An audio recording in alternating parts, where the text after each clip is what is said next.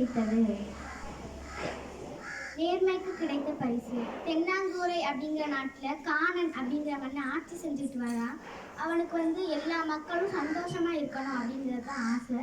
திருடர்கள் பயம் இல்லாம அந்த மன்னன் அந்த மக்களை ரொம்ப கவனமா பார்த்துக்கிறான். இவ்வளோ ஏற்பாடுகளை பண்ணியும் அந்த மன்னனுக்கு இன்னும் திருப்தி இல்லை.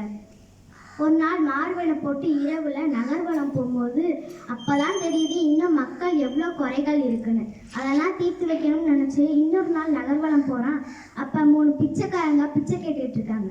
அதுல ஒரு ஆளுக்கு கண்ணு தெரியும், 2 ஆளுக்கு கண்ணு தெரியாது. அப்ப அந்த மன்னன் போய் கண்ணு தெரிஞ்ச பிச்சைக்காரன்கிட்ட போய் 3 தங்க காசை போடுறாங்க. அப்ப அந்த மன்னன் ஓரமா போய் நின்று பார்க்குறான்.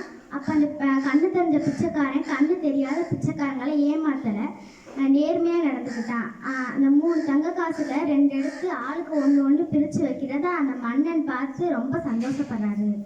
அந்த பக்கமாக இருந்து காவல்காரங்கள் ஏது உனக்கு தங்க காசு அப்படின்னு கேட்குறாங்க. அதுக்கு அந்த பிச்சைக்காரன் சொல்கிறான், எனக்கு ஒருவர் தானமாக போட்டாங்க அப்படின்னு சொல்கிறான். அதுக்கு அந்த காவல்காரங்கள், தங்க காசை போய் யாராவது தானமாக போடுவாங்களா, நீ பொய் சொல்கிற, உண்மையை சொல்லு அப்படின்னு சொல்கிறாங்க.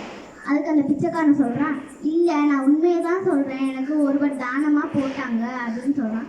அதுக்கு அந்த காவல்காரங்கள், நீ பொய் சொல்கிற, உண்மையை சொல்ல மாட்டேங்கிற, வா உன்னை மன்னன்கிட்ட கூட்டிகிட்டு போகிறோம் அப்படின்னு சொல்லி மன்னன்கிட்ட கூட்டிகிட்டு போய் அந்த காவல்காரங்கள் அந்த மன்னன்கிட்ட சொல்கிறாங்க, இவனை சிறையில் போடுங்க, இவன் பொய் சொல்கிறான், உண்மையை சொல்ல மாட்டேங்கிறான், தங்க காசு இவன் தட்டில் கிடக்கு, ஆனால் அதை யார் போட்டான்னு கேட்டால் ஒருவர் போட்டாருன்னே சொல்கிறான் அப்படின்னு சொல்லவும் அந்த மன்னன் சொல்கிறாங்க, இருங்க தீர விசாரிக்கணும், தீர விசாரித்து நம்ம உண்மையை தெரிஞ்சுக்கலாம் அப்படின்னு சொல்கிறப்ப அந்த மன்னன் உள்ளே போய் அவர் நகர்வலம் போகும்போது எந்த ட்ரெஸ் போட்டிருந்தாரோ அது போட்டு வராரு.